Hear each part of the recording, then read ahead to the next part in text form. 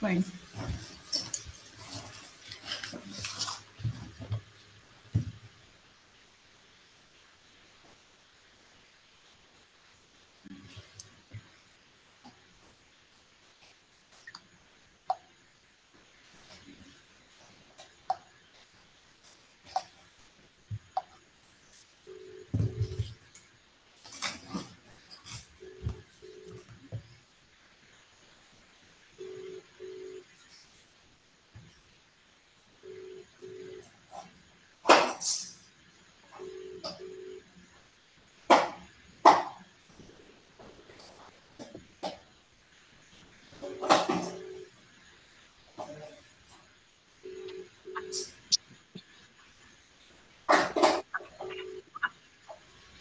Good Okay. Evening ma'am.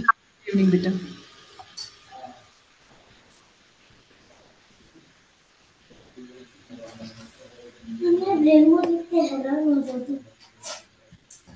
Slides.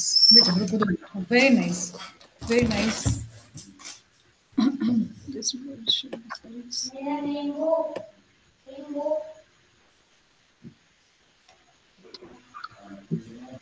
Uh-huh.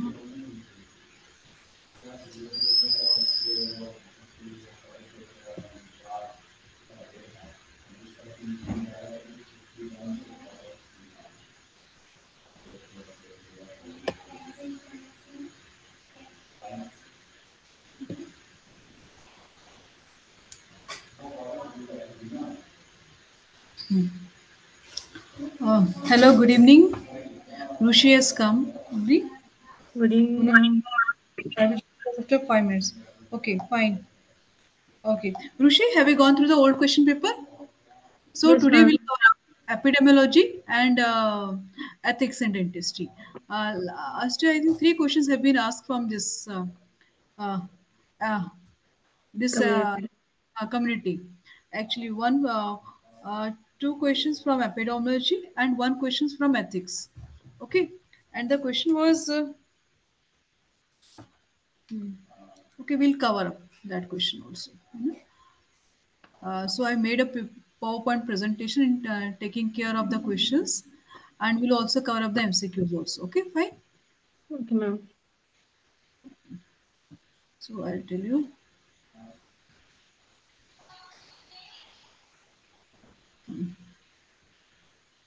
Okay, please pay attention in the syllabus.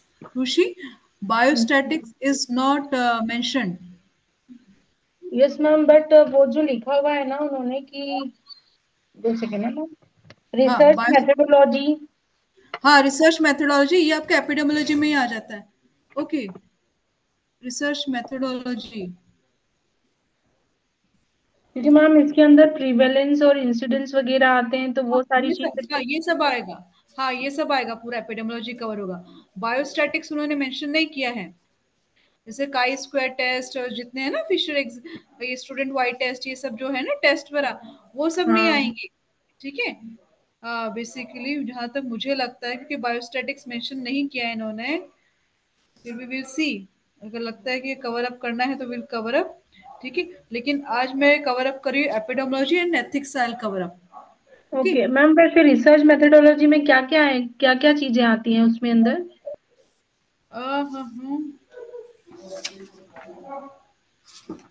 Okay क्योंकि ma'am research. मुझे लग रहा है कि इसके अंदर बायोस्टैटिस्टिक्स ही पढ़ना पड़ेगा। ठीक है, मैं देखती हूँ, मैं कल बायोस्टैटिक्स भी थोड़ा कवर कर दूंगी. ठीक है, अभी तो today will cover up epidemiology.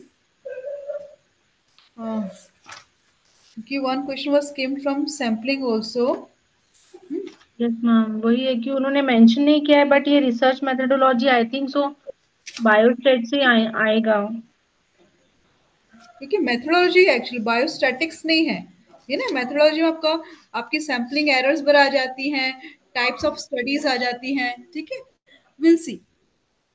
Okay ठीक मैम। है, पहले आज हम ये कवर कर देते उसके बाद देखते हैं, क्योंकि ना बायोस्टैटिक्स बिल्कुल भी मेंशन नहीं है उसमें जरा सा भी कहीं पर भी. हाँ ठीक है. मैम, वो ऐसे ओके. मेंशन नहीं है। हाँ introduction. Okay, introduction to epidemiology. Welcome to this concise overview of epidemiology, a fundamental discipline public health. This presentation will define epidemiology explore historical roots, and discuss key measurements and concepts essential for understanding disease pattern and their determinants. इसमें ना कुछ scientist के names हैं जो usually MCQs में पूछे जाते हैं, ठीक है, इसलिए I am telling you about this ना. What is the meaning of epidemiology? Epi means upon या अमंग, ठीक है. Demos means people, logos means science study.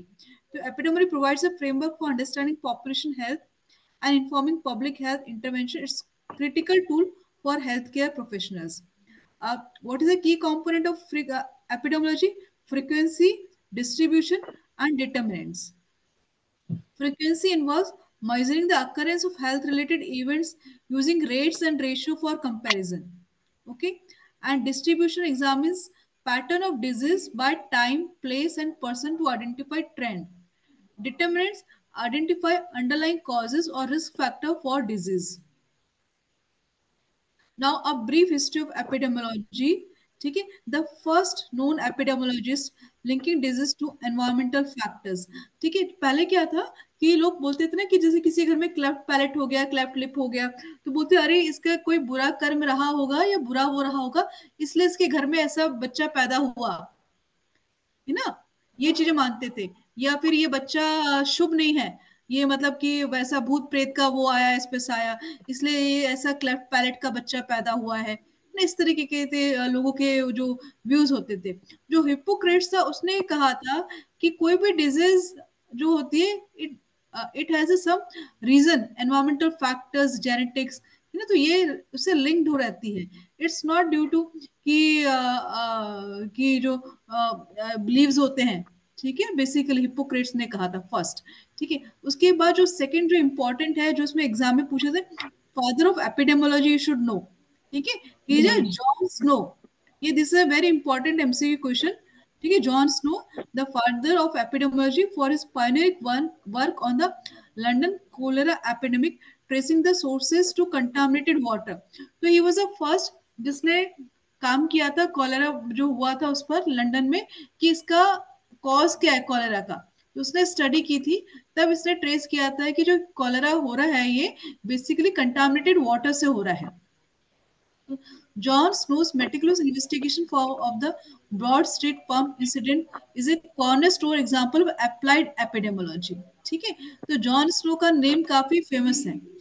ठीक है, फिर Thomas Sydenham, often called the father of English medicine. ये भी इतना नहीं पूछा जाता, लेकिन ये जॉन स्नो का नाम एंड हिपोक्रेट्स ये तुम्हें पता होना चाहिए, दो चीजें. ठीक है, that the basic measurement in epidemiology, the tools of measurement are rate, ratio, and proportion.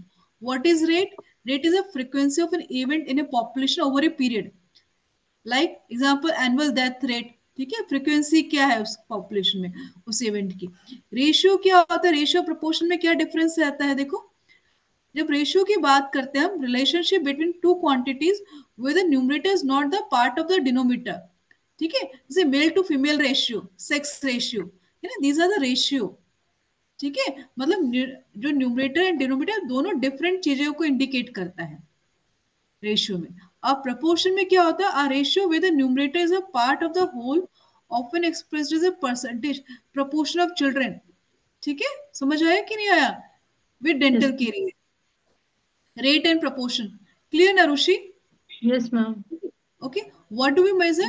Demographic variables, mortality, morbidity, distribution of causative factor, healthcare needs and utilization basically. अब यहाँ पर measuring mortality, crude death rate. Crude death rate पर भी question आ जाता है. What is crude death rate? Number of death per thousand people in a population in a given year. ठीक है, in a given year divided by mid-year population into 1000. Specific death rate to the tailored for specific causes like tuberculosis or groups. These identify etiology and risk factor population. Infant mortality rate is number of live born infant who die before age 1. Okay, per 1000 live birth. ठीक है, पैदा होने के एक साल के अंदर जो खत्म हो जाता है, इन्फेंट मोर्टेलिटी रेट. और maternal mortality rate is number of death associated with pregnancy और चाइल्ड बर्थ पर 1000 लाइव बर्थ.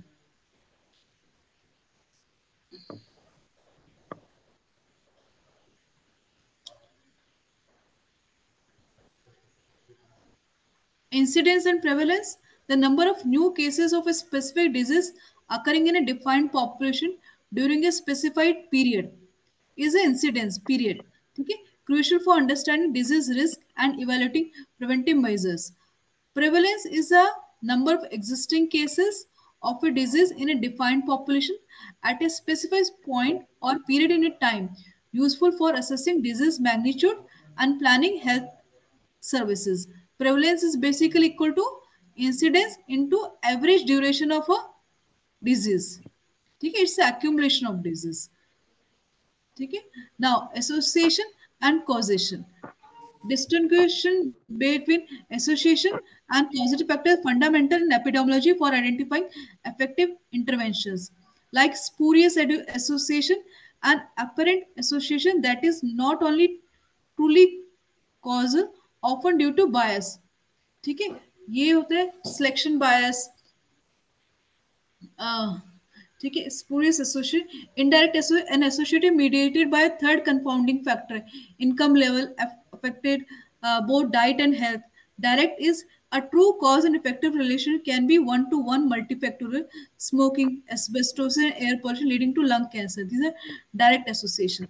अब एक क्वेश्चन आया था, जस्ट मैं रिमाइंड करती हूँ मैम ये उसमें. तीनों आप एक बार हिंदी में समझा देंगे क्या? हाँ मैं बताती हूँ, एक मिनट है ना, आपको एक्सप्लेन करती हूँ.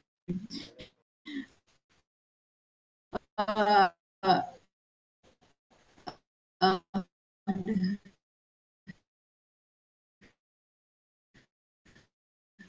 ठीक है, associate indirect association to cause and effect relationship. ठीक है, वन और मल्टीफैक्टर एग्जांपल एसबो. ठीक है, इसके इसके कारण जो होता है लंग कैंसर होता है. ठीक है, डायरेक्ट. ठीक है, इट कैन बी वन और मल्टी फैक्टोरियल. जो लंग कैंसर उसके मल्टी फैक्टोरियल रीजंस हो सकते हैं. ठीक है, दैट इज डायरेक्ट एसोसिएशन. ठीक है, indirect association and association mediated by uh third uh confounding factor, that is कि इनकम, जैसे डेंटल केरीज है बेसिकली, है ना, तो डेंटल केरीज है उसका जो एसोसिएशन है वो uh, यहाँ पर तो पर्सन के साथ डायरेक्ट है, लेकिन यहाँ पर क्या है, जैसे डिपेंड्स ऑन कि उसका इनकम लेवल क्या है.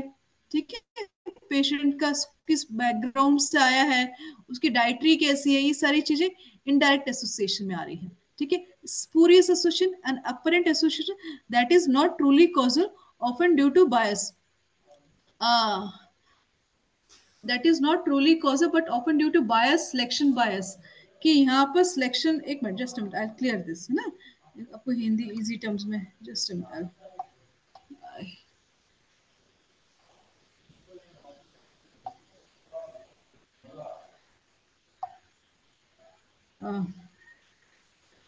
Explaining easy terms.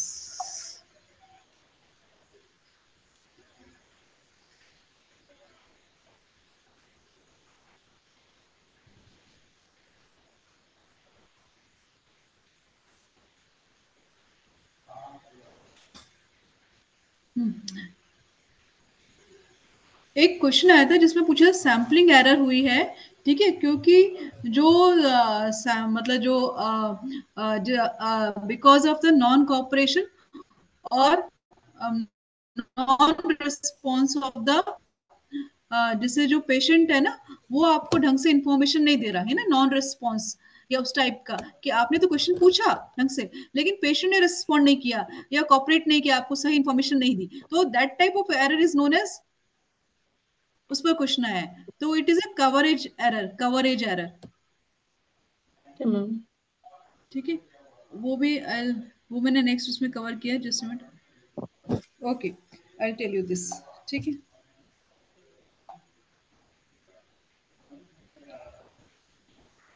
और इसमें क्वेश्चन आया, हाँ हाँ, एथिक्स पे तो था, पास्ट प्रेसिडेंट के ऊपर था क्वेश्चन, और एक दूसरा ये था कि अगर किसी को कोई डिजीज होती है, सिम्टम्स आते हैं, ठीक है, प्राइमरी इन्फेक्शन हुआ, उसके बाद जो सेकेंडरी इन्फेक्शन होता है, ठीक है, सेकेंडरी इन्फेक्शन के सिम्टम्स आते हैं, इस पीरियड को क्या बोलते हैं. जैसे कोई इंसान बीमार हुआ, ठीक है, उसे प्राइमरी इन्फेक्शन हुआ, सिम्टम्स आए, ठीक है, उसके कुछ टाइम के बाद उसे सेकेंडरी डिजीज हो जाती है उससे, है ना, सिम्टम्स अपीयर होते हैं, तो ये जो पीरियड है इसको कौन सा पीरियड बोला जाता है. Serial ma'am. हाँ, सीरियल इंटरवल, ठीक है, that is yes uh serial interval. ऐसे नहीं देना, रुको जस्ट देखो,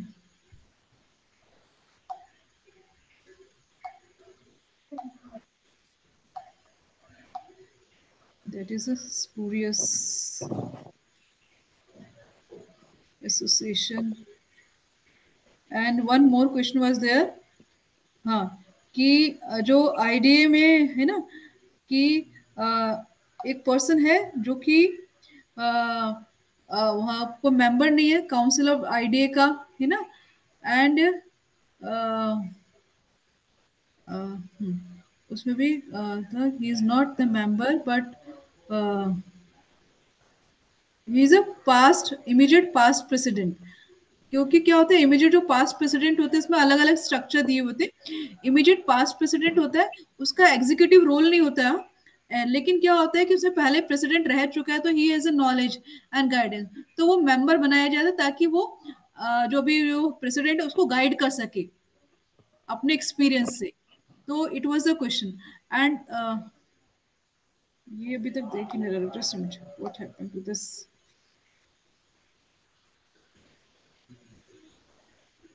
ओ सॉरी, मैंने ना गलत जगह टाइप कर दिया, sorry,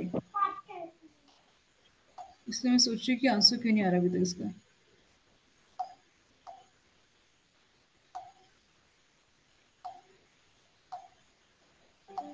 just a minute, delete for everyone. Okay, Rishi इसका ये है, spurious association is a relationship between two variables that appear to be causal but is actually caused by third uncontrolled variable और में आकर प्योरली बाय कोइंसिडेंस। ठीक है, इन्होंने example दिया है, देयर में be statistical association between ice cream sales and drowning incidents, but this doesn't mean ice cream causes drowning.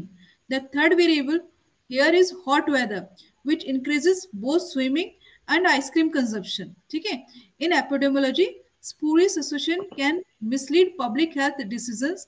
It's if confounding variables are not properly controlled. So spurious means false or misleading association due to chance, bias or confounding. ठीक है, तो इन्होंने कहा कि just example दे कि ice cream की sales जब ज्यादा बढ़ती हैं तो उस वक्त हम देखते हैं न्यूज़पेपर में जो केसेस आते हैं, कि झील में डूब गया, नदी में डूब गया, डैम में डूब गया। तो उन्होंने कहा कि it is not due to ice cream से वो कि डायरेक्ट, यहाँ पर थर्ड वेरिएबल काम कर रहा है कि that is a hot temperature. ठीक है, ओके। हॉट टेम्परेचर में लोग आइसक्रीम तो खाते ही खाते ज्यादा है, लेकिन हॉट टेम्परेचर में लोग ये वाटर बॉडीज के पास भी ज्यादा जाते हैं। Yes ma'am. ओके, हाँ, तो ये जो थर्ड फैक्टर है ये कंफाउंडिंग फैक्टर है, मिसलीडिंग फैक्टर है, लेकिन उसका एसोसिएशन है, लेकिन डायरेक्ट एसोसिएशन नहीं है, that is misleading actually, spurious association. ठीक है, yes ma'am. And indirect association क्या होता है, there is a common between two variables, connection between two variable, there is a connection between two variable but it's due to a third factor called a confounder. Example, income affects both diet and health, so the link between diet and health might actually be due to income. Yes ma'am, I got it. है ना, yes. ठीक है, तो this I share in the group, ठीक है, ताकि आपको भूलेगा नहीं। हाँ, sure ma'am.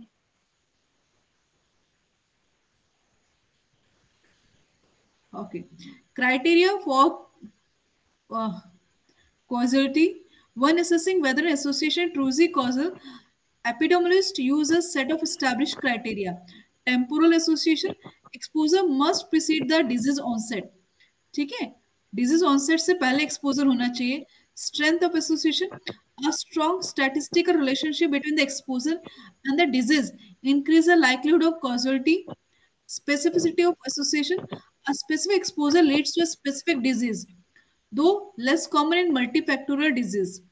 Consistency of association, observed repeatedly in different studies, population, and circumstances. Biological plausibility, the association makes sense in the context of current biological and medical knowledge.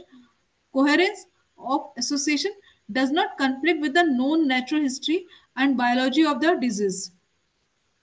Okay, तो इसमें की epidemy defined historical context from Hippocrates to John Snow and measurement of rate ratio proportion, ठीक है, how to measure mortality morbidity and differentiating association from causation guides effective public health intervention, ठीक है। अब मैं इसके बाद एक और तुम्हें शेयर कर रही हूँ, दैट इज इम्पॉर्टेंट कि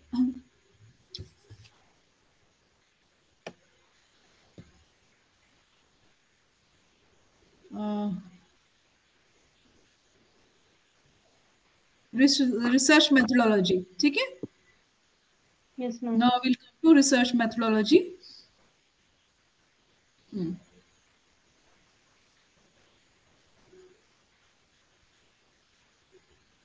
ठीक है, understanding the fundamental, understanding the fundamental distinction between quantitative and qualitative research approach is crucial for designing effective study and interpreting finding accurately. This presentation outlines the core characteristic, common types and potential pitfalls of each methodology, ठीक है। Like जो research methodology है, इन्होंने कहा है कि two types की होती है, ठीक है, quantitative and qualitative. Okay, the yes. qualitative research systematically collects and analyzes numerical data to identify pattern, test hypothesis, and make prediction. It is characterized by its objective, structured, and measurable approach, seeking to quantify and generalize finding from a sample to a large population. ठीक है, quantitative and third is qualitative. Qualitative में क्या क्या आता है हमारा, the descriptive study आती है, ठीक है, और एनालिटिक स्टडी आती है, ठीक है, एक्सपेरिमेंटल, ठीक है, वो और एनालिटिक स्टडी के अंदर आता है हमारा कौन सा, retrospective study, that is a case control study and cohort study. Got it? What is descriptive study? Aims to describe the characteristic of a population of phenomena. Example include surveys, assessing prevalence of cross-sectional study, capturing a snapshot in time. ठीक है, descriptive study क्या होती है, one time study होती है basically, ठीक है, इसको प्रेवलेंस स्टडी भी बोलते हैं डिस्क्रिप्टिव स्टडी को, ठीक है। ये अलाउ करते हैं स्टडी करने का प्रेवलेंस का, कि वो एक क्रॉस सेक्शन, और इसका जो दूसरा नेम है डिस्क्रिप्टिव स्टडी का, यहाँ पर क्या होता है, क्रॉस सेक्शनल स्टडी, ठीक है, कि हम एक क्रॉस सेक्शन के मतलब एक ग्रुप ऑफ पीपल को हमने ले लिया, एक प्रेवलेंस हम उसका स्टडी कर रहे हैं, ठीक है, that is a descriptive study. Okay ma'am.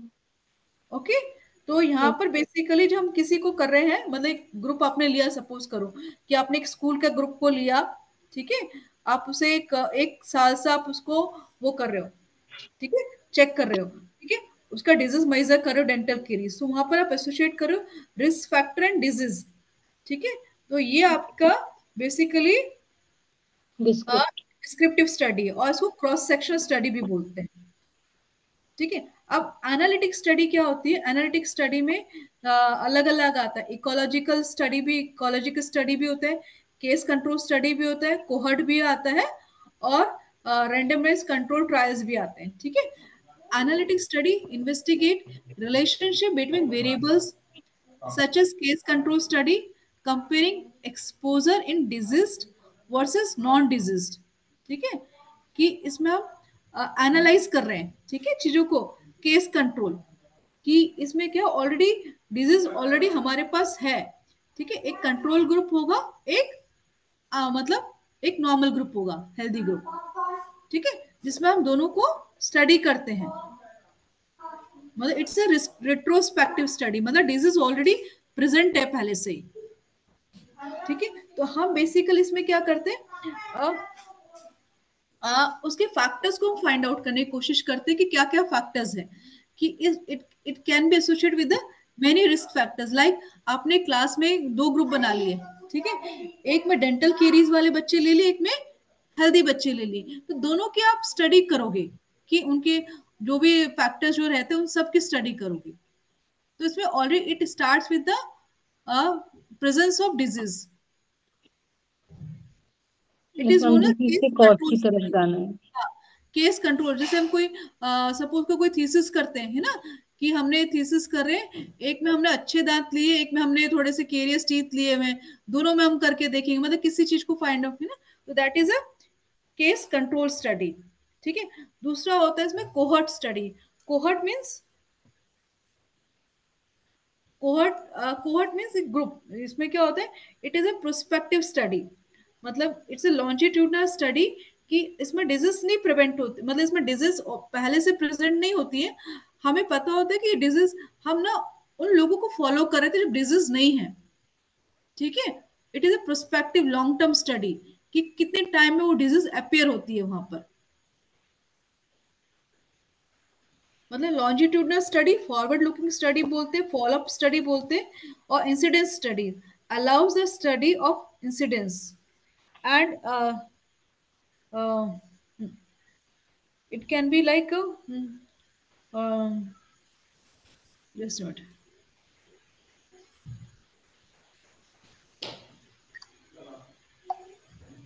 just a minute, I'll give you example of longitudinal study. Suppose करो कोई मतलब कोल माइंस है, वहां पर लोग काम कर रहे हैं, ठीक है।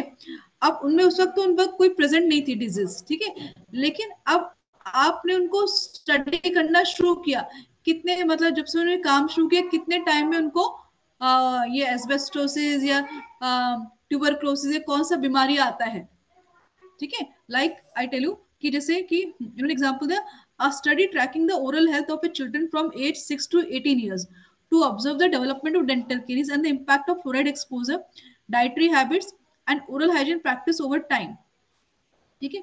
ड्यूरेशन 12 ईयर्स का।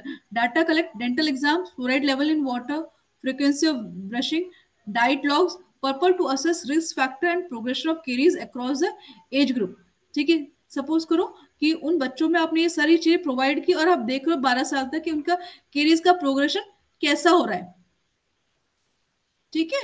क्यों केरीज रुकी है या प्रोग्रेस हुई है या न्यू केरीज आए कि नहीं, that is a prospective study. Got it? Cohort. Hello Yes, ma'am. खुशी, Yes, ma'am. I got it. है ना, कोहर्ट, ठीक है। एंड केस कंट्रोल स्टडी में पहले से ही डिजीज होता है। प्रेजेंट, इसमें डिजीज बाद में अपियर होती है, हम तो उसको, ठीक है। Case control study is retrospective study and cohort study is prospective study, Prospective. ठीक है। And Yes, ma'am. और रैंडमलाइज कंट्रोल ट्रायल, इसमें मतलब रैंडम हमने रैंडमली दांतों को, जैसे होते हैं रैंडमली हमने लोग उठाया, एक में कंट्रोल ट्रायल हम देख रहे होते हैं, ठीक है। Okay, ma'am. हाँ, experimental studies are involved direct intervention by the research to determine cause and effect relationship, often seen in clinical trials, testing new treatment or educational interventions, ठीक है। experimental study के seen in clinical trials, testing new treatment का outcome कैसा होगा, ठीक है। और education intervention के लिए हम इसको यूज करते हैं। Involve direct intervention by the research to determine the cause and effect relationship, ठीक है। ये फोर्थ एक और टाइप की होती है quasi experimental, similar to experimental design but without random assignment of participant to group, which may be due to ethical or practical constraint. It still involves intervention but relies on pre-existing groups. Okay. एक ना एक term और है जिसको बोलते हैं ecological study, ठीक है। इकोलॉजी, जैसे यहाँ पर केस कंट्रोल स्टडी थी ना, वैसे इकोलॉजिकल स्टडी भी होता है। उसमें बता देती हूँ, इनमें data of average exposure and outcome for a population are use to compare with similar data for other population in order to look for association between exposure and the outcome.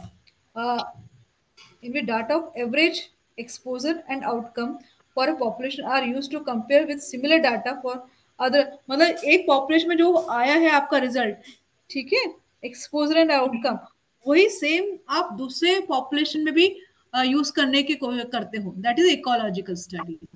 वो भी एनालिटिक का part होती है इसमें, है ना, एक, ठीक है। तो ये टाइप्स ऑफ स्टडीज, ये this can be asked in the exam, this is very important, ठीक। Qualitative research exploring meaning and experiences, ठीक है। Now qualitative research focus on understanding the depth and complex of human experience, behavior and opinion. It employs non-numeric data collection methods such as interviews and observation, leading to rich, open-ended, and subjective insight that offer nuanced perspective. Phenomenologically, one seeks to understand the life experience and perception of individual regarding a particular phenomenon, often through in-depth interview. Okay, ethnographic involves immersing oneself in a particular cultural group or community to study their behavior, beliefs, and social structure. Grounded theory develop theories from systematically collection and analyze data rather than starting with a pre-existing hypothesis. It is an iterative process of data collection and analysis. Case studies provide an in-depth, detailed analysis of single individual group, organization, or event, offering comprehensive insight into specific context. Narrative focus on collecting and analyzing personal stories and life experiences, often through biographical interviews, to understand how individuals make sense of their lives. Uh, अब थोड़ा सा errors ये है, navigating potential pitfalls, understanding errors in sampling. तो ये थोड़ा सा हमें देखना है एपिडेमियोलॉजी में कि जब एरर्स जो आती हैं, ठीक है, यूजुअली जब हम करते हैं तो ये क्यों आती हैं, ठीक है। तो इन्होंने कहा एक तो सैम्पलिंग एरर होती है, नॉन सैम्पलिंग एरर होती है। Sampling error.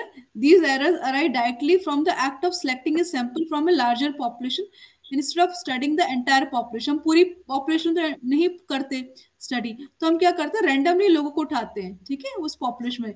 They are inherent to sampling and represent the natural variability that occurs when a subset is used to infer about a whole। क्या मानते हैं कि वो जो हमने उठाए हैं रैंडमली, वो उस पॉपुलेशन को पूरा रिप्रेजेंट करते हैं, ठीक है। रैंडम सैम्पलिंग एरर आता है the natural unavoidable variation that occurs by chance between a sample and the population. It decreases as sample size increases but can never be eliminated entirely, ठीक है। हमने उसको माना कि रिप्रेजेंटेशन है, लेकिन उसमें कई सारे वेरिएशन भी हो सकते हैं, है ना। तो ये जितना ज्यादा सैंपल साइज मतलब बड़ा होगा उतनी एरर कम हो जाती है, रैंडम सैम्पलिंग एरर, ठीक है। Systematic sampling error occurs when there is a flaw in the sample selection process, leading to a sample that is not truly representative of the population. An example is selecting only urban clinics for a study on national healthcare access, ठीक है। कि इन्होंने बोला कि this is sampling error, कि हमें वहाँ का मतलब हेल्थ केयर एक्सेस देखना था, लोगों को कितने अच्छे मिल पाते, कितनी सुविधाएं, ये सारी चीजें, और हम लेकर खाली जो सिटीज के क्लिनिक से बस उनको देख लें। हम गांव खेड़े में तो गए नहीं जो जहां पर काफी पॉपुलेशन रहती है। तो this is a kind of sampling error.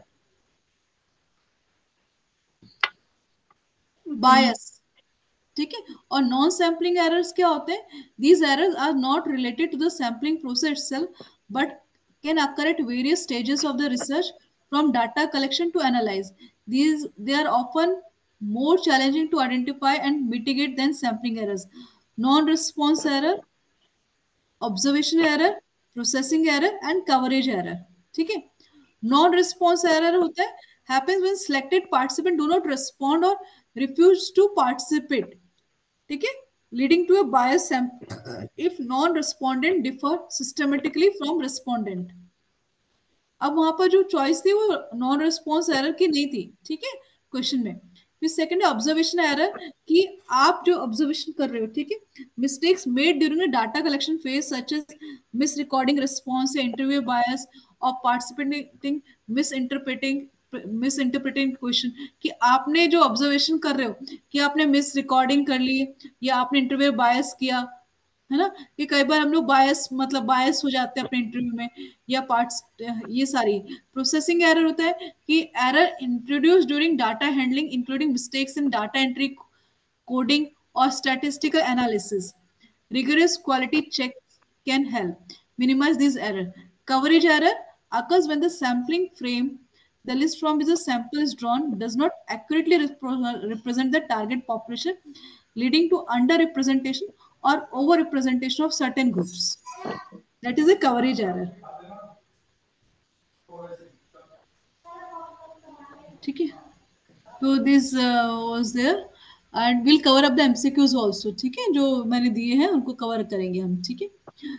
एक बार हम एथिक्स भी थोड़ा सा कवर कर दें ऋषि, फिर यस उसके मैम। बाद विल कवर अप, है ना, फिर एमसीक्यूज कवर करते हैं ना, okay. Ethics in, okay fine.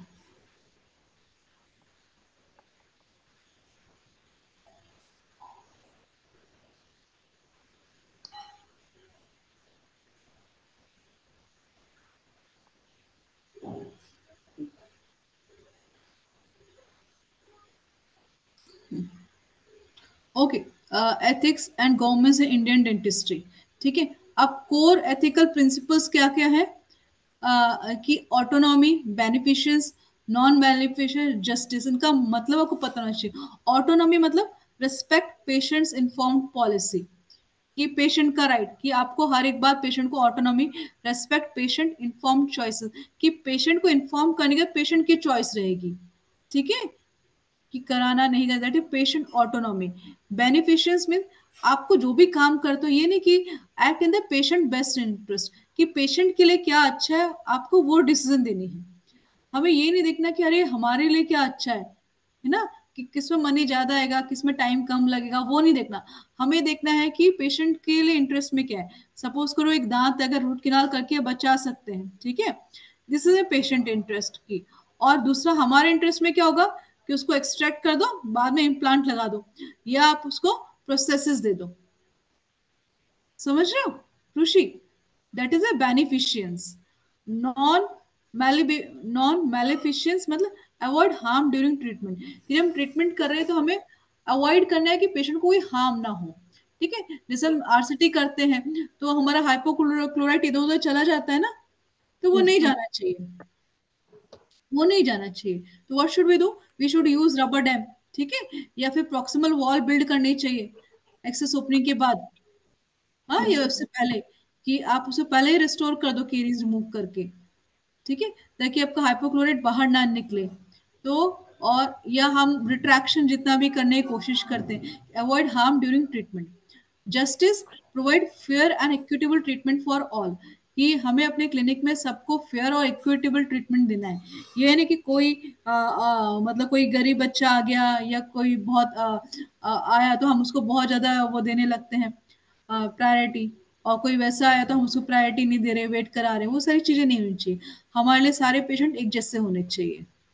ठीक है, public health ethics, informed consent, कि हम जब भी कोई प्रोसीजर कर रहे हैं हमें कंसेंट साइन लेना चाहिए, क्योंकि हम लोग प्राइवेट प्रैक्टिस में ज्यादातर नहीं लेते हैं, है ना, नहीं लेते यस हैं ना। मैम। इन्फॉर्म्ड कंसेंट लेना चाहिए। इवन आप आरसीटी कर रहे हो, आपके पास डिजिटल फॉर्म्स होने चाहिए, या आप आरसीटी करो, एक्सट्रैक्शन करो, कुछ भी, आप पहले कंसेंट फॉर्म साइन कराना चाहिए। ठीक है, confidentiality, protecting patient data privacy, ये पेशेंट की जो डाटा प्राइवेसी है वो हमें उसको प्रोटेक्ट करना चाहिए, नहीं कि हम उसे शेयर करें, थर्ड पार्टी शेयर करें या किसी और को दे दें, है ना, तो वो चीज नहीं होनी चाहिए। इट शुड बी कॉन्फिडेंशियल, कि वो आपके करस्पॉन्डेंस के लिए है, आपके अपॉइंटमेंट के लिए है, आपको उसको मिसयूज नहीं करना चाहिए। ठीक है, resource allocation, equitable distribution in community program. ठीक है, कि equitable distribution community program, resource equity addressing disparities in oral health care access. ये क्या है बेसिकली, जैसे आप सपोज करो हमारे डेंटिस्ट है, अब डेंटिस्ट के एक जगह बहुत ज्यादा हो गए, ठीक है, जो अर्बन सिटीज है, मेट्रो सिटीज है, वहाँ पर बहुत ज्यादा डेंटिस्ट है, लेकिन वहीं पर जो हमारे रूरल एरियाज है वहां पर आप हार्डली आपको डेंटिस्ट मिलेंगे, है ना, हेल्थ केयर फैसिलिटीज मिले नहीं मिलेंगी। So there's a disparity in oral health care access.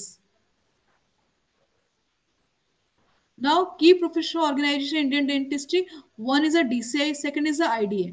ठीक है, DCI क्या करती है?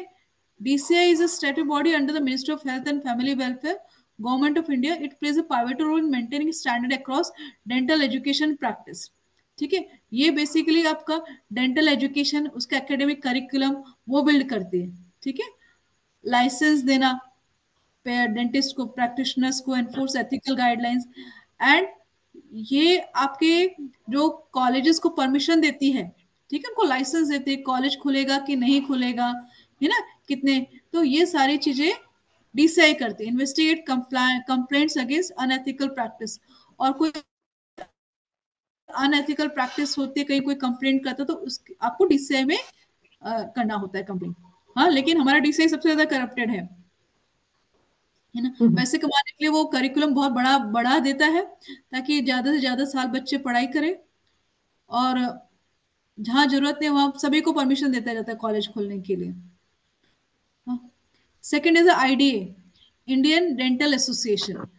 आईडीए आईडीए क्या करता है बेसिकली, ये एडवोकेट करता है डेंटल प्रोफेशनल के राइट्स को, सीडी प्रोग्राम ऑर्गेनाइज कराना। ठीक है, IDA champions the right and interest of dental professional, fostering continuous growth and public awareness. ठीक है, कैंप्स ऑर्गेनाइज करना, सीडी प्रोग्राम्स ऑर्गेनाइज करना डेंटिस्ट के लिए, ठीक है, advocate for dental professional rights, organises continue education programme, promotes oral health awareness campaigns, ठीक है, आईडी एग्जीक्यूटिव कमिटी, ठीक है, ड्राइविंग डेंटल एक्सीलेंस, इसमें कौन कौन होते हैं बेसिकली, प्रेसिडेंट होता है, president heads association and presides over all meetings, ठीक है, प्रेसिडेंट इलेक्ट होता है, प्रेसिडेंट इलेक्ट जो होता है वो नेक्स्ट मीटिंग में बनेगा, सक्सेसर होता है ये ना, is a successor for the next term, ensure leadership continuity, ठीक है, जैसे कि अभी जैसे कोई आईडी की मीटिंग हुई तो ऑलरेडी प्रेसिडेंट वहां पर होगा, ठीक है, लेकिन अभी अभी से एक साल के मतलब अभी जो नेक्स्ट है जो इलेक्शन होगा,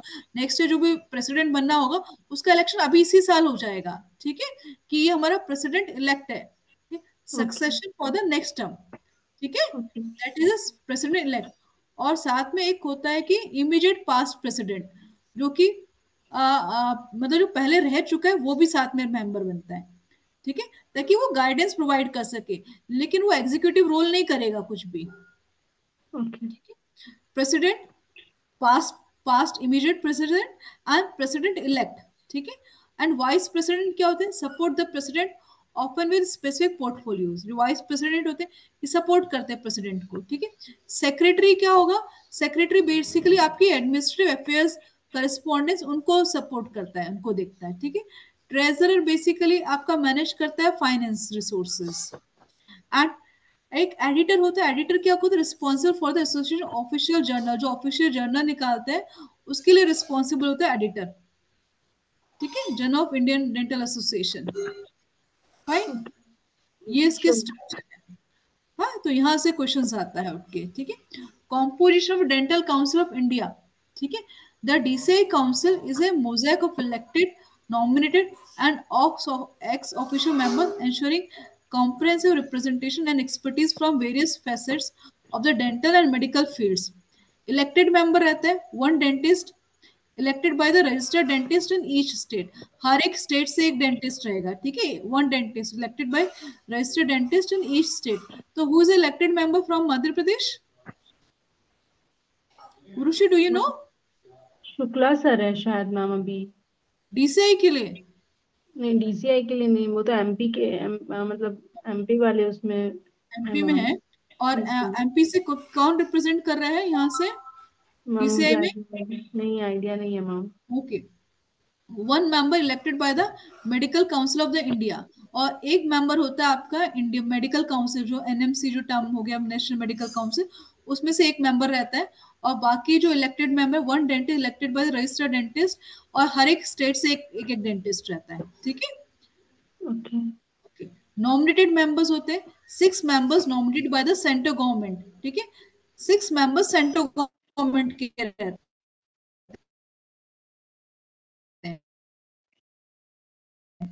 ठीक है, including dental surgeon with skill और डेंटल एजुकेशन, मतलब ये आपके सेंट्रल गवर्नमेंट के सिक्स मेंबर्स आते हैं, ठीक है, तो इससे जो ये जो सिक्स मेंबर्स हैं दीज कैन बी फोर्सेस के भी हो सकता है ये, ठीक है, और जस्ट मिनट, और ये जो सेंट्रल गवर्नमेंट के जो कॉलेजेस होते हैं उनके भी हो सकते हैं, ठीक है, okay ma'am. Just minute, ethics,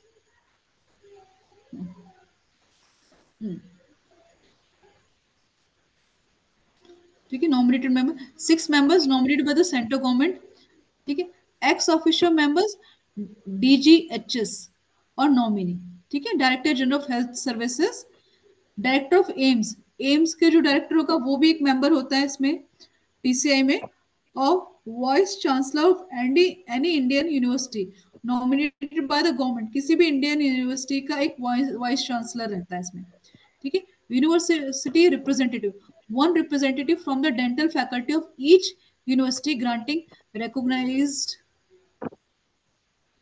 एक वहां से भी यूनिवर्सिटी से भी रहता है, पूरा आया नहीं इसमें एक्चुअली, ओके, की office bearers of DCI president, vice president, secretary, ठीक है, कोर फंक्शन क्या है डीसीआई का, मेंटेन इंडियन डेंटिस्ट रजिस्टर, कि आप इंडियन डेंटिस्ट को रजिस्टर्ड करके रखो, keep updated record of all qualified and registered dental practitioner across the country, prescribing curriculum standard, defining the syllabus and academic benchmark for dental education institutions.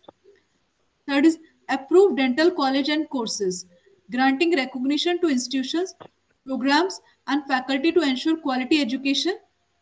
ठीक है. Fourth is regulate professional conduct and ethics, establishing and enforcing a code of conduct for all dental profession to ensure ethical practice. So these are the things जहाँ से आता है questions. अब हम will cover up the MCQs. हाँ, इसमें से जो आए हुए हैं. Okay ma'am. Just minute.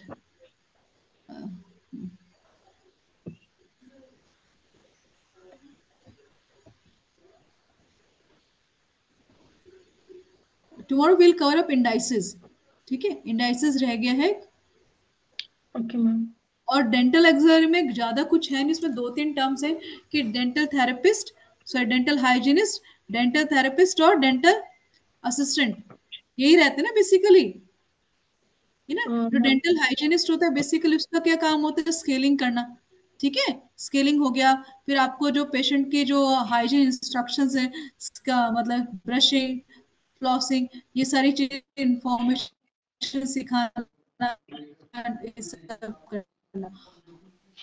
और जो थेरेपिस्ट है उसका काम क्या होता है, जिस रिस्ट्रेशन हो गया, मैम आपकी वॉइस बहुत ब्रेक हो डेंटल रही है. असिस्टेंट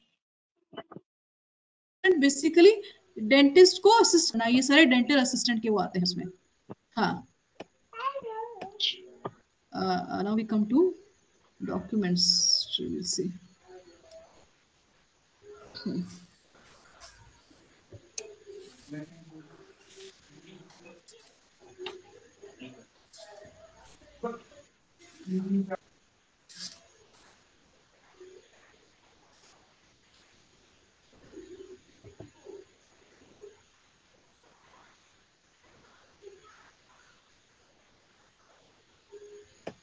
इंडाइसिस अच्छे से करके जाना है, जो एकदम क्लियरली लिखा है उनसे उनके पूछने के चांसेस बढ़ जाते हैं. ठीक है. ऋषि ऋषि जो मतलब जो मेंशन करते हैं, एक इम्प्लांट भी कवर किया उन्होंने पब्लिक हेल्थ डेंटिस्ट्री में, last yes topic ma'am. Implant. तो यस वो भी ma'am. Will cover up tomorrow. ठीक है, इंडाइसिस एंड इम्प्लांट. ओके.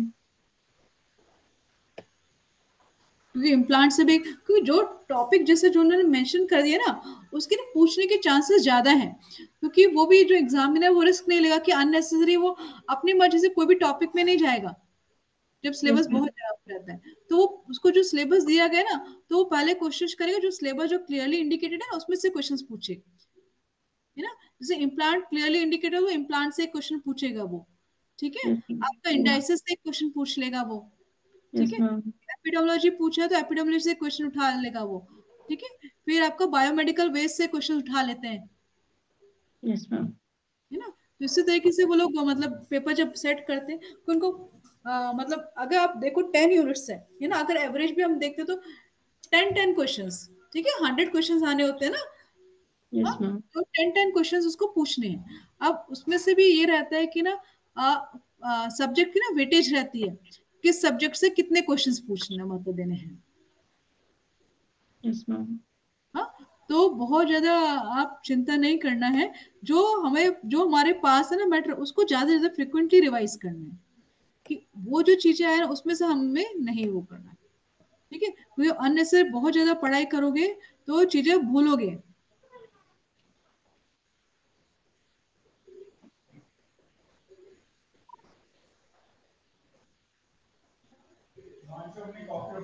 ठीक है. टोबैको कंट्रोल, टोबैको सजेशन दिया हुआ तो टोबैको सजेशन से ही लास्ट क्वेश्चन. Yes ma'am.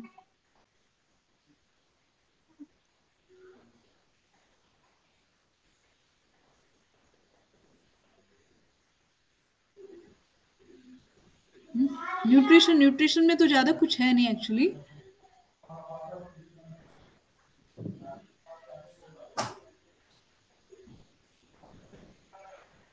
यहाँ पर सो जाओ, तुम इधर आ जाओ. आप सो जाओ, लाइट ऑफ कर दो, कोई इशू नहीं है मुझे. सो जाओ जब, ये पापा के पास सो जाओ जाकर, मैं गोदी ले लूंगी. एक मिनट. Excuse me. हाँ, ये आगे एपिडेमियोलॉजी विल डू, है ना। इससे ना आपके कॉन्सेप्ट थोड़े और क्लियर हो जाएंगे जब एमसीक्यूज करते हो तो, ठीक है। Yes ma'am. और थोड़ा कॉन्फिडेंस भी बढ़ जाता है जब एमसीक्यूज करोगे, तो कॉन्सेप्ट की क्लियरिटी भी होती है फिर, ठीक है। नाउ विल कम।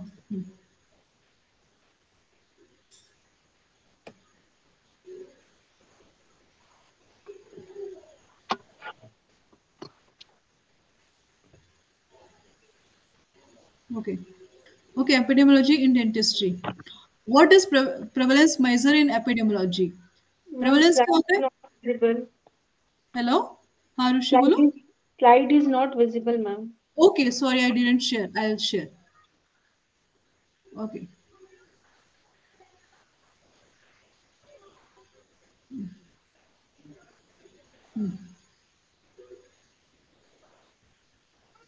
अभी अभी विजिबल हो गया?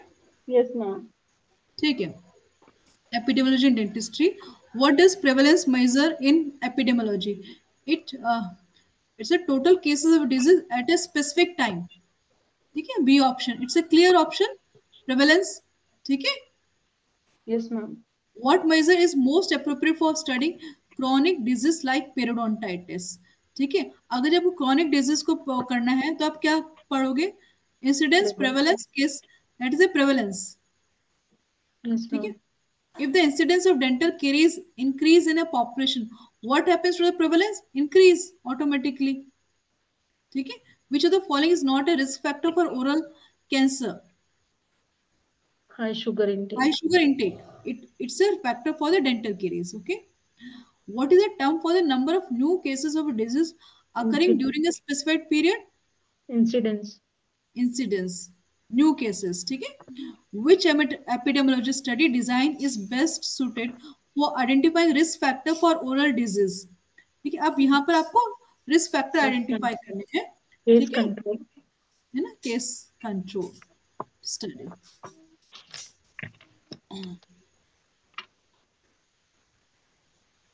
And cross section studies, descriptive study, okay. Yes ma'am. अब फ्रेंग ये इंपॉर्टेंट है प्लीज, है ना। फ्रेंगम, फ्रेंगम, क्या नाम है, Framingham studies an example of which type of study? इसमें ना सीवीएस को स्टडी किया गया था कि सीवीएस जो कार्डियोवास्कुलर डिजीज होती है लोगों को, उसके लिए क्या क्या फैक्टर्स रिस्पॉन्सिबल हैं, ठीक है। Okay. It was okay. A analytic study, please mark, इसमें क्या एनालाइज किया? Cardiovascular system and it's associated risk study किए गए थे फ्रेंगियम, हाँ फ्रेंगियम स्टडी को, ठीक है। ओके। एनालिटिक स्टडी है ये, okay. Now which of the following is not a determinant of oral health?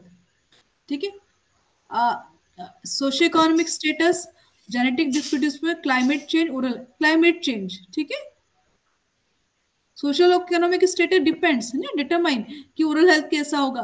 आपने देखा जो लो इकोनॉमिक क्लास है वो अफोर्ड नहीं कर सकता हेल्थ केयर मेजर्स ज्यादा अच्छे, तो उनकी पूरे ओरल हेल्थ होती है ज्यादातर, है ना। जेनेटिक डिस्पोजिशन भी इंपॉर्टेंट है कि कुछ लोगों में आप देखते हो कि उनकी जेनेटिकली इतनी अच्छी होती है कि कितना भी शुगर खाते फिर भी उनको केरीज नहीं होती है। कई लोग होते हैं जिनको काफी डाइट रिस्ट्रिक्शन के बाद भी बहुत केरीज हो जाती है, तो genetic is one of the important factor and oral hygiene practices also. What is the primary goal of epidemiology in dentistry? To study disease pattern in population. ठीक है, which index is commonly used to measure the prevalence of dental caries? DMFT, ठीक है। Which type of research focus on describing characteristic of a population? Description descriptive. Descriptive, yes. A study comparing smokers and non-smokers, ठीक, control, for the development of oral cancer is an example of which type of study? Analytical. Analytic study, ठीक है। Analytic study होगी ना वो, हाँ, क्योंकि analyse कर रहे हैं मैम ये। क्रॉस, हाँ, यस, है ना। क्रॉस सेक्शन तो आपका उसमें आता है, किसमें? डिस्क्रिप्टिव में आता है, ठीक है। डिस्क्रिप्टिव में।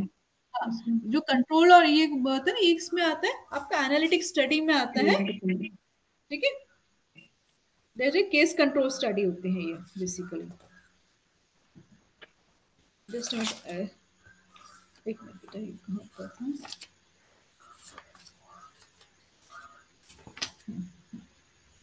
ठीक है, these are case control study. Now next question is, हाँ, okay, what is a gold standard for establishing causality in research, randomized controlled trial. Okay okay? कि किसी भी चीज का रीजन मतलब कॉज क्या है, उसके लिए रेंडमाइज कंट्रोल ट्रायल हम करते हैं यूजली. ठीक है. Which research design is most pronounce prone to recall bias, कि किसमें रिकॉल बायस रहेगा. ठीक है. Cohort study. ठीक है. Case control study, randomize control trial, cross sectional study. That is answer is case control study. Recall bias क्या होता है बेसिकली, कि इसमें हम दैट इज ए हम जो केस कंट्रोल स्टडी है it's A retrospective study. Okay. तो इसमें हमारे पास डिजीज ऑलरेडी प्रेजेंट होती है. ठीक है. हम ना उनको फॉलो कर रहे होते हैं उनके फैक्टर्स को, दैट इज रिकॉल बायस. तो अगर कोई पेशेंट अगर हमें गलत इंफॉर्मेशन देता है तो वो किस में ज्यादा होता है, केस कंट्रोल स्टडी में. ठीक है. Okay ma'am. What is the primary purpose of pilot study.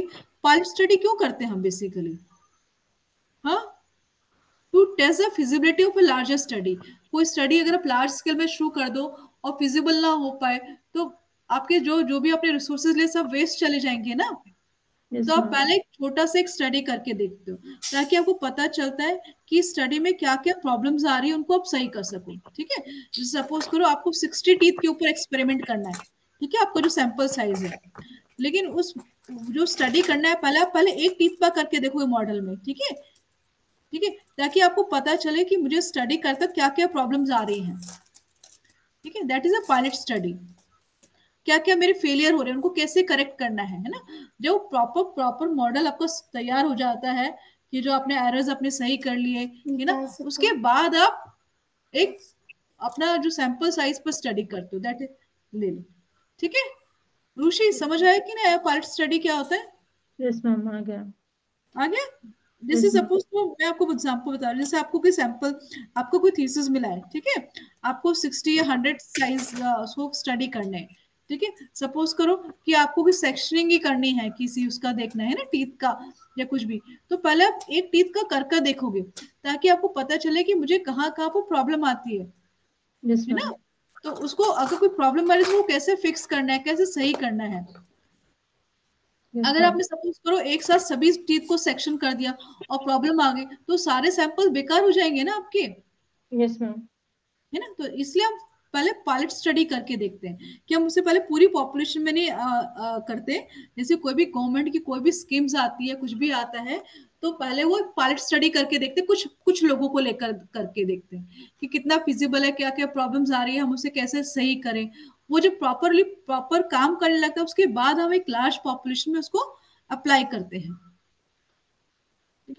What does the P in the PICO framework stand for. Okay. ये हमने वो नहीं किया ना, इसमें एमसीक्यू में दिया हुआ है PICO is a population. Okay. ये मैं आपको बता देती हूँ ना, ये हमने छोड़ दिया, हमने इसके साइनॉप्सिस नहीं देखे ना इसलिए.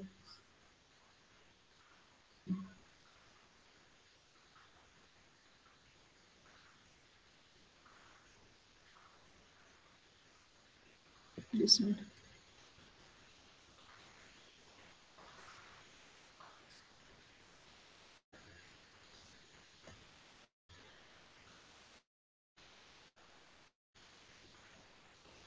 एक्चुअली इसका साइनॉप्सिस काफी इम्पोर्टेंट है, हमने इसको छोड़ दिया. देखो हाँ,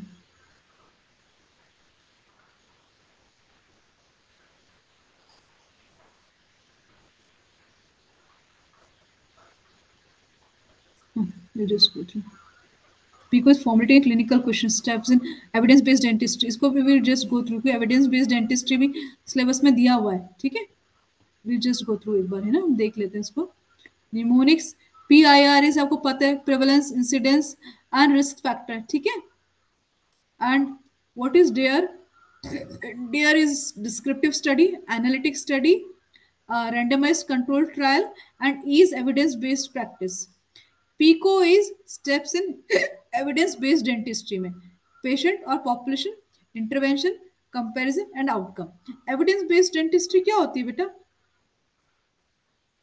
एविडेंस बेस्ड डेंटिस्ट्री होती है जो कि पेशेंट अप्रोच रहता है बेसिकली ना, पेशेंट सेंटर्ड रहता है। सपोज करो आपने एक इम्प्लांट डाला पेशेंट को, ठीक है, एंटीरियर टीथ में जो भी है, फिर आप उसका आउटकम कैसा आया, अब पेशेंट आपको एविडेंस दे रहा है कि देखो मैं डॉक्टर साहब के पास गया था, उन्होंने एक दिन में ही मुझे दांत में इम्प्लांट डाल के फिट कर दिया और मैं तुरंत खा पा रहा हूँ। वो अपना अपना जो एक्सपीरियंस शेयर कर रहा है लोगों के साथ, ठीक है। That is evidence based dentistry. जो भी आप डेंटिस्ट्री कर रहे हो उसको एविडेंस बेस्ड, मतलब कि पेशेंट आपको लोगों को बता रहा है कि हाँ डॉक्टर साहब अच्छे हैं कि नहीं है, कैसा आउटकम रहा, that is evidence based dentistry. जो पी इज फॉर पेशेंट और पॉपुलेशन, कि जहां पर भी आप डेंटिस्ट्री कर रहे हो पेशेंट या पॉपुलेशन उसको इंटरव्यू कर रहा है। I is intervention, C is comparison and outcome, O is outcome, कि आप आउटकम को इंटर मतलब वो देते हो, कंपैरिजन देते हो। That is evidence based dentistry. हम लोग जो केसेस करते हैं ना, कई बार क्लिनिकल केसेस करते हैं, फिर उसके बाद हम व्हाट्सएप पे या वहां यहाँ डालते हैं, तो that is evidence based dentistry, ठीक है। कि आपका कैसा काम हो रहा है ना, पेशेंट इंटरवेंशन, कि आपने उसको इंटरवीन किया, ठीक है।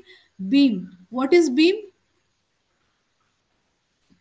Quality of Beam evidence. is a evidence quality appraisal. That is a bias, risk of systematic error. E is effect size, magnitude of the effect. A is applicability, relevance to your patient.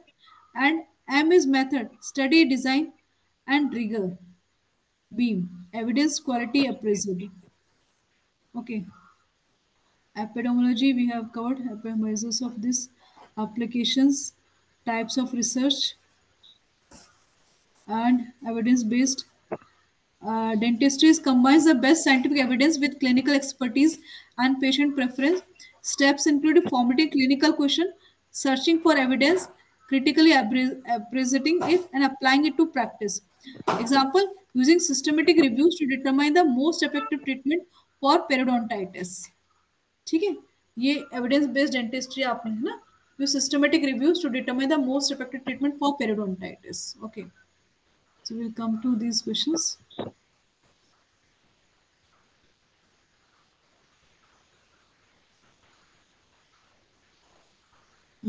So what does the P in the PICO framework stand for? Population. Population Okay. And patient. Okay. Which level of evidence is considered the strongest in evidence-based dentistry? Expert. Systematic reviews. Okay. Evidence. What is the primary goal of evidence-based dentistry? To integrate scientific evidence with patient preference. Okay. Which database is most commonly used to search for scientific evidence in dentistry? Which database? Google Scholar, PubMed, Wikipedia, YouTube. PubMed हम search करते हैं, ठीक है ना। Yes ma'am.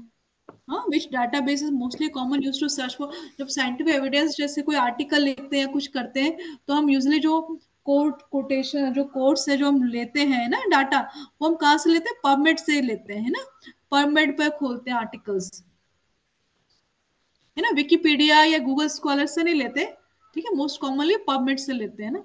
What is the first step in applying evidence based dentistry?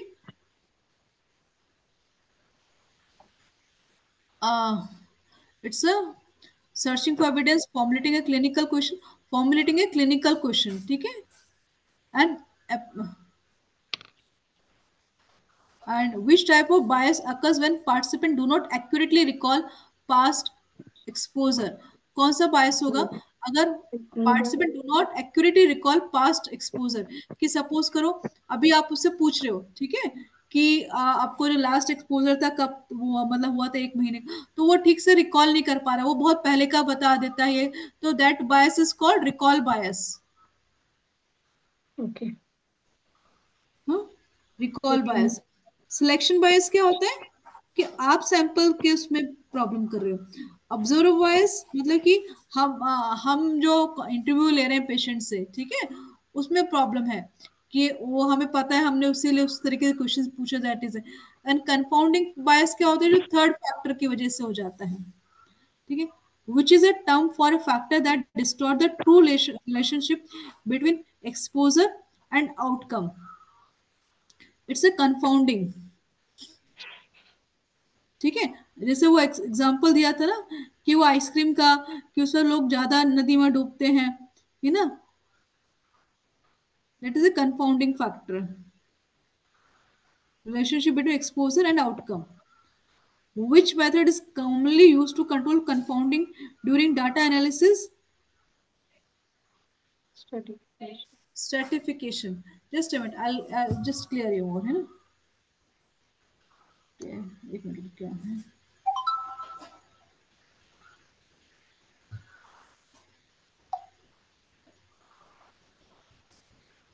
confounding bias, just a minute, okay, okay, which type of study is most prone to selection bias? Case control study, cohort study, cross section study, and randomized control trial. Just a minute, I'll just okay. Confounding biases come मैं बताती हूँ. Confounding bias occurs when a third variable distort the true relationship between the exposure and the outcome. ठीक है? Suppose a study finds that coffee drinking is associated with lung cancer. ठीक है, किसी study ने पाया कि कॉफी आप ज्यादा पियोगे तो आपको लंग कैंसर होता है, but the confounder is smoking, लेकिन वो कॉफी नहीं, एक्चुअली स्मोकिंग है. Coffee drinkers might be more likely to smoke. Smoking causes lung cancer, not the coffee. So smoking confounds the relationship between coffee and lung cancer. Key characters, the confounder is related to both the exposure and the outcome. It is not an intermediate variable in the causal path. How to reduce it?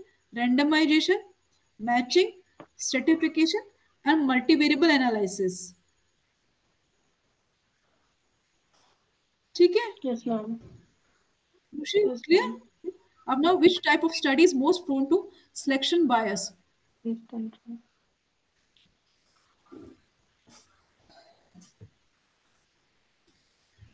Case control study, cohort study, cross section study, randomized control trial is most prone to. ये थोड़ा सा topic थोड़ा सा tricky है.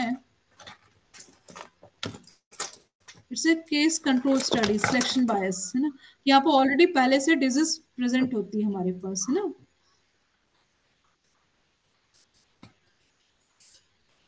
नहीं दीदी, आप सो जाना, सो दीदी, पापा से ले हो जाता, सो जाओ.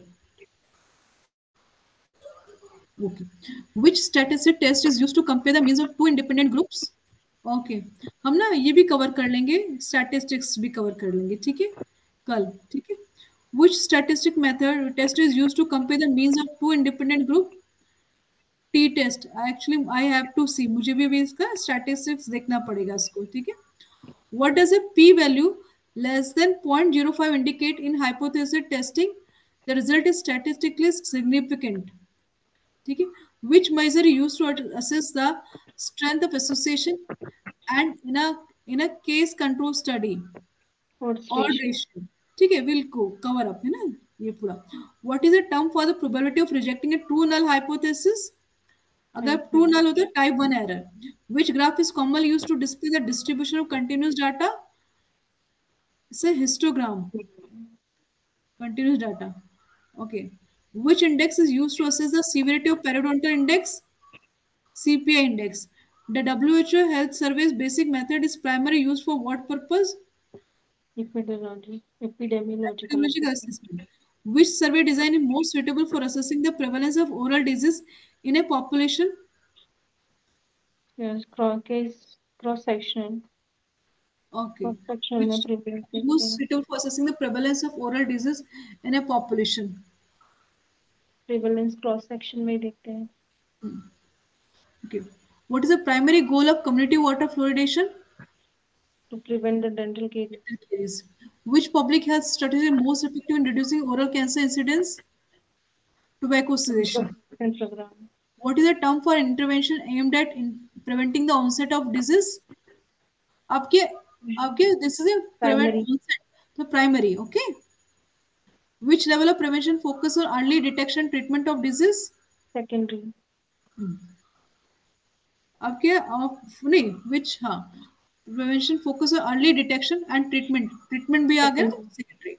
What is the primary focus of tertiary prevention in dentistry? Rehabilitation. Rehabilitation. Which program is an example of secondary prevention in dentistry? Oral cancer screening.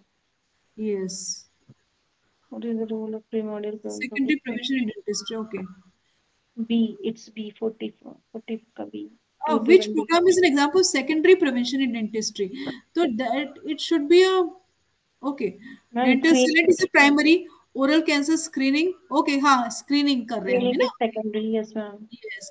Community water fluoridation is also primary. Nutrition counseling is also primary. ठीक है? Yes, Okay. ma'am. What is the role of primordial prevention in public health? To prevent the risk factor. Risk factors from developing. Okay. Which is a primary ethical principle violated if informed consent is not obtained from study participant. अगर आपने informed consent नहीं लिया है तो क्या है basically autonomy. Okay. ठीक है, तो आपको informed consent लेना चाहिए. इट्स अ पेशेंट राइट कि ऐसे नहीं कि बिना बताए आप कुछ भी कर दो उनको. ठीक है, ऑटोनॉमी. बेनिफिशियंस क्या होता है कि आप पेशेंट के उसमें काम करोगे. ठीक है, Yes, ma'am. पेशेंट के लिए बेस्ट. Patient के लिए नॉन beneficial. बेनिफिशियंस मतलब डू नॉट हार्म. ठीक है, Hmm. Just autonomy is answer. ठीक है, if inform consent is not optain from study participant that is a autonomy right. Autonomy. Which doctor patient को पता होना चाहिए मैं कि मेरे साथ क्या ट्रीटमेंट हो रहा है. ठीक है, या मैं किस में पार्टिसिपेट कर रहा हूँ. Which document outlines ethical guidelines for conducting research involving human subject. Okay, ये this is important. Which document outlines ethical guidelines? ठीक है, for conducting research involving human subject. Helsinki Declaration, Balmont Report, Nuremberg Code. Okay, I'll tell you about this.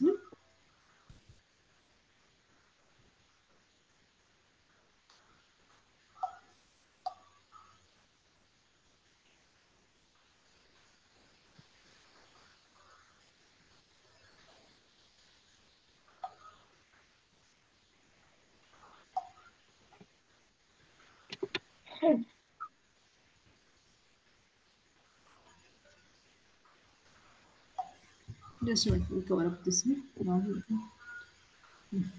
What is the purpose of an institutional review board? Institutional review board हम क्यों बनाते हैं? To ensure ethical conduct of research. ठीक है, आपने देखा ना colleges में जब लोग पीजी करते हैं तो थीसिस करने से पहले एक रिव्यू बोर्ड बनता है ना, जो परमिशन प्रोवाइड करता है.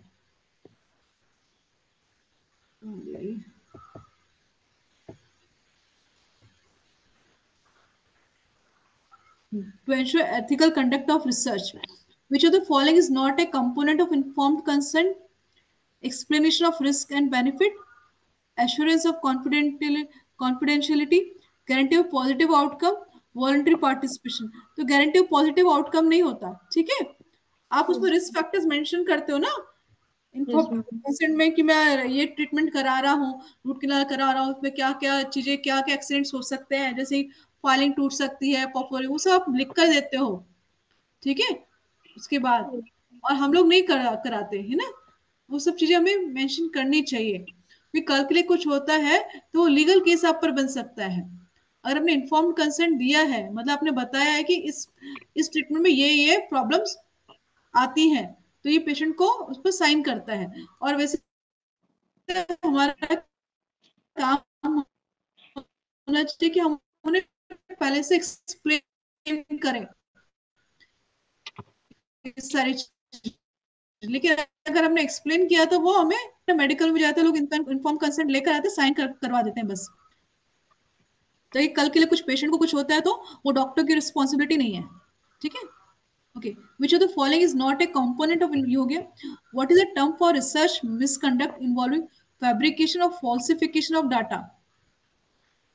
कि आपने डाटा का मतलब involve fabrication falsification of data, plagiarism, fraud, duplication, redundancy. It is a fraud. कि कई बार क्या होता है कि लोग अपना जो है ना कि अपने स्टडी को कंप्लीट करने के लिए प्रेशर के कारण क्या होता है कि data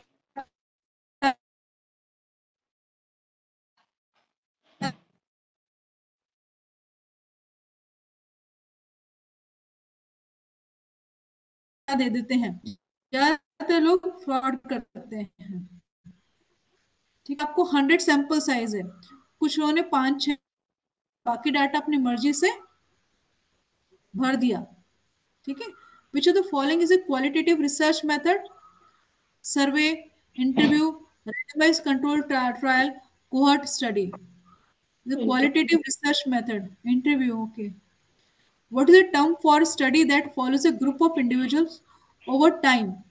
Over time, so that is a longitudinal study. कहाँ गया नीचे?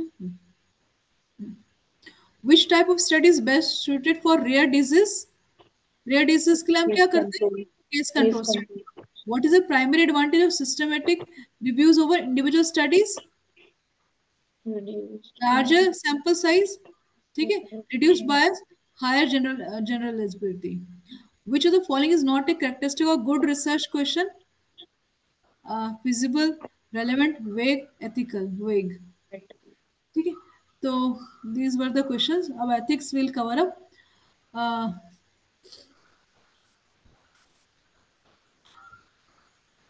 तो एक हम ना कल बायोस्टैटिक्स थोड़ा कवर करेंगे, इंडाइसेस कवर करेंगे, और अगर हो सके तो इम्प्लांट विल ऑल्सो कवर। ठीक है,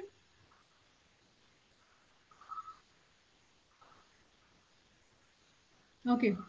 Which principle of dental ethics emphasizes respecting a patient right to make decision about their treatment? Autonomy. ठीक है, what does the principle of beneficence in dentistry focus on? In the acting in the patient best interest. ठीक है, Rushi, yes clear ma'am. ना? हाँ, which ethical principle is violated if a dentist performs unnecessary procedure for financial gain? तो कौन सा वो है? Non में। Benefit है ना? Non maleficence. Which ethical principle is violated if a dentist perform unnecessary procedures for financial gain? हाँ, non maleficence. Ma'am इसका बेनिफिशियरी नहीं हो सकता है क्या कि हम उसके लिए वो हाँ, सही नहीं कर रहे वही हैं? वही मैं देख रही हूँ, रुको एक मिनट, जस्ट मिनट, क्योंकि बेनिफिशियंस होना चाहिए ना इसका, तो non beneficence is do not harm.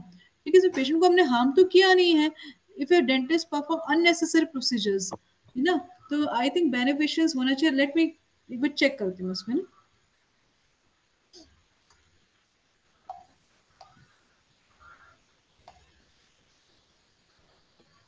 This is question number 3rd।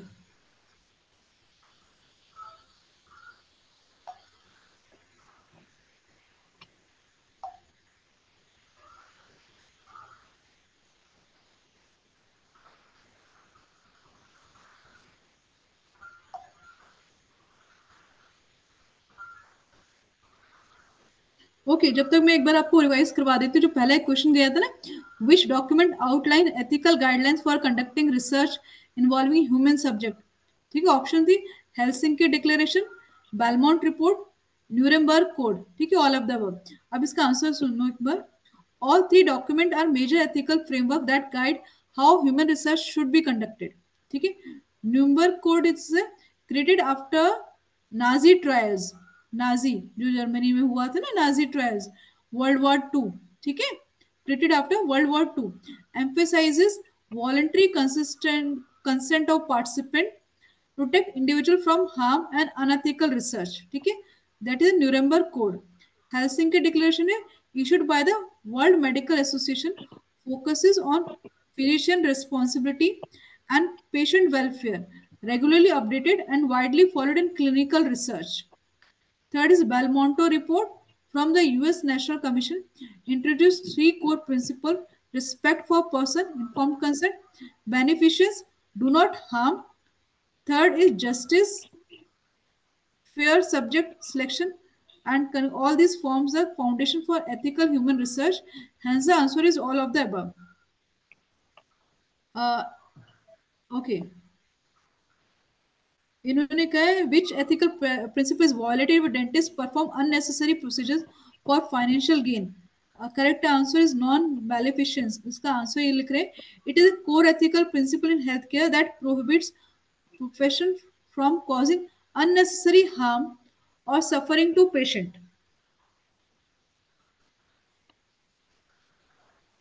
unnecessary harm or sufferings to patient.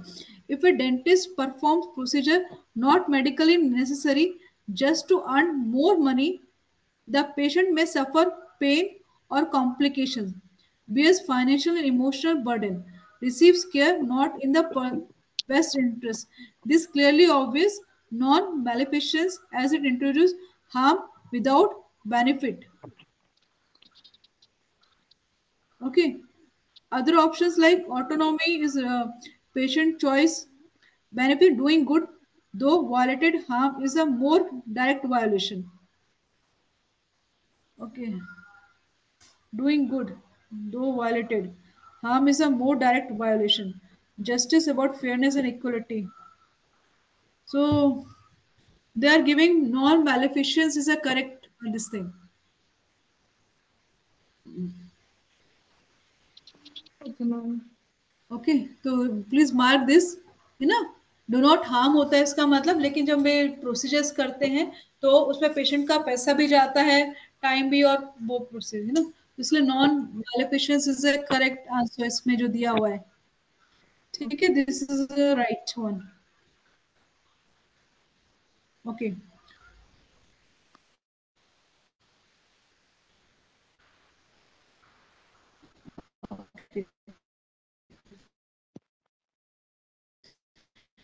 the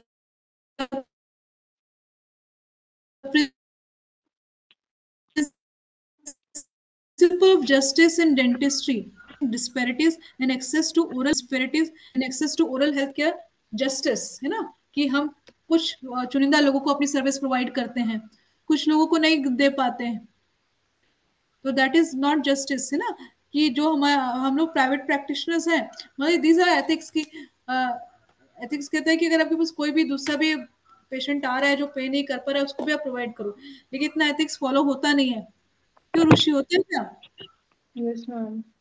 है ना बिकॉज एवरीवन हैज फैमिली उसको भी तो देखना है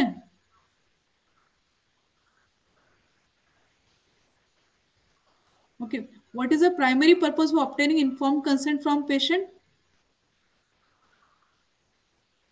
to respect the patient autonomy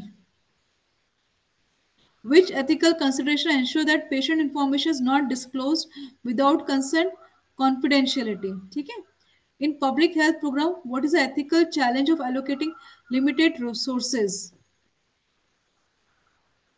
that is justice ठीक है which ethical principle is violated if a dentist prioritize wealthy patient over those in need तो justice again है ना कि wealthy patient को prioritize कर रहे हैं और जो दूसरा पेशेंट है जो इतना अच्छा पे नहीं कर पा रहा उसको नहीं कर रहे ठीक है what is ethical dilemma in implementing mass fluoridation programme अगर मास फ्लोरिडेशन प्रोग्राम करने का करे तो क्या होगा वायलेशन ऑफ ऑटोनॉमी ये कोई बोले कि नहीं हमें नहीं चाहिए फ्लोराइड वाला पानी है ना तो ये सारी चीजें रहती हैं ठीक है उसके लिए हम सभी से तो वो नहीं ले सकते कंसेंट की सब दे तो इसलिए थोड़ा मुश्किल हो जाता है कि फ्लोरिडेशन प्रोग्राम को वो करना centralised what is the primary role of the dental council of India regulation of dental education and Education and license licensing. which action can the DCA take against a dentist found guilty of unethical practice cancel the license है ना Penalty. okay impose penalty or revoke license ठीक है okay what is the DCA role in dental education setting academic standard and curriculum only okay which document issued by the DCA outline the code of ethics for dental practitioners code of professional conduct which organizes primary advocates for the right and interest of dental professionals advocate for the right and interest of dental professionals IDA IDA करती है ना what is the primary role of IDA in professional development organize CD program Hmm. CD program IDA करवाता है ना Yes, सभी ma'am. जगह which activity is the IDA most involved in Oral health awareness camps and promotion. IOCD programs ठीक है promoting oral health awareness camp how does the IDA contribute to community health by setting Using this is by discipline. conducting free dental camps. ठीक है? What is the idea? What is the IDA's role in promoting research in dentistry? Public journals general. Publish करता है, publishing journal, organising conferences, ठीक है। Regulatory framework and guidelines. Which of the following is not included in the code of ethics for dental practitioners? Maintain patient confidentiality, prioritizing financial gain. ये this B, ठीक है।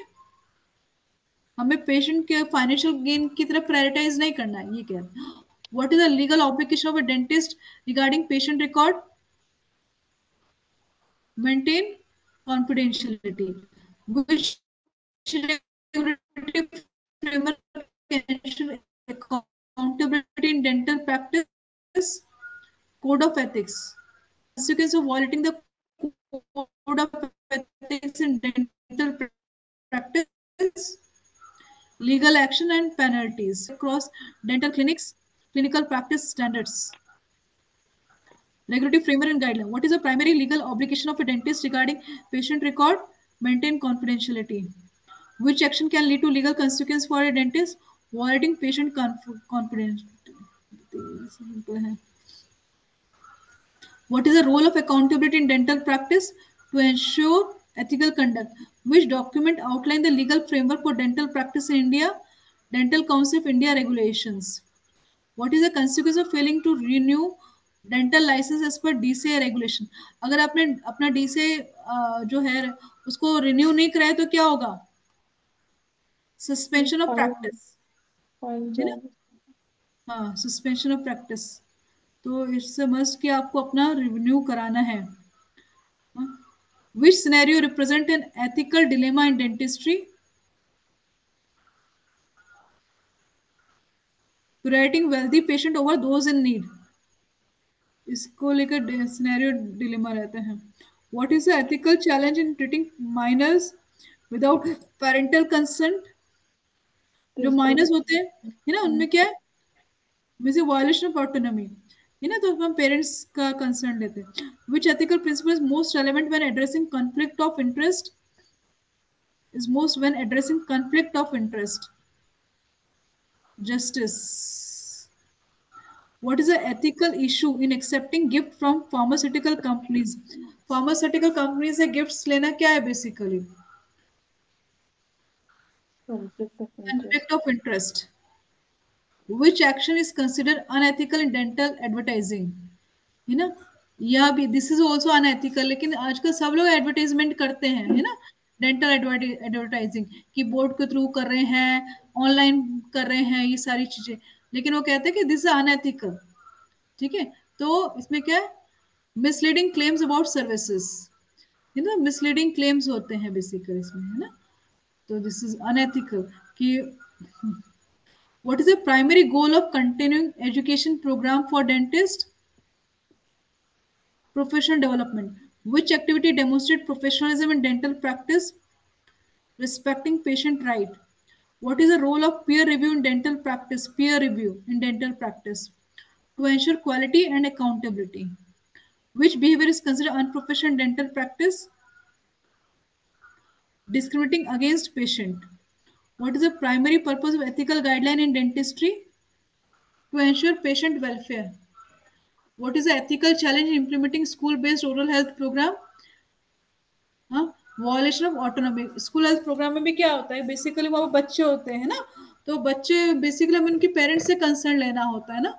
हम कुछ भी वहाँ पर नहीं कर सकते ट्रीटमेंट विदाउट, मतलब बच्चे तो छोटे हैं, वो अपनी ऑटोनॉमी मतलब वो थोड़ा दे सकते कंसेंट, तो वहाँ पेरेंट्स नहीं होते ना, तो इसलिए lack of violation of autonomy. अगर आप वहाँ पर ट्रीटमेंट करते हो तो आप वहाँ पर सिर्फ स्क्रीन कर सकते हो, फिर बाद में जो बच्चे हैं वो अपने पेरेंट्स के साथ आकर ट्रीटमेंट कराएं।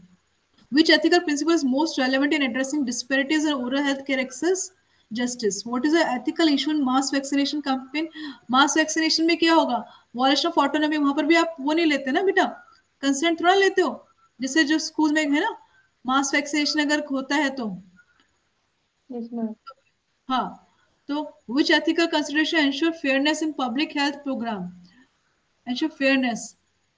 Justice. What is the ethical dilemma in prioritizing high risk population in public health program? 11 priority की हाई रिस्क को करो. Lack of confidentiality.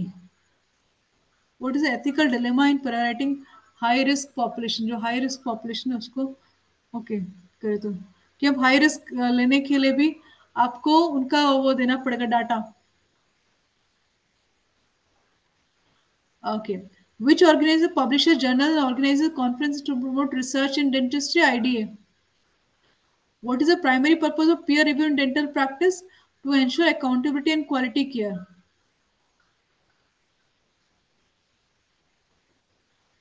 Which behavior is considered unprofessional in dental practice? Discriminating Discrimination. against patient. What is the role of continuous education program for dentists to enhance professional skills Professionalism. and knowledge? Which action demonstrate professionalism in dental practice? Respecting patient autonomy and rights.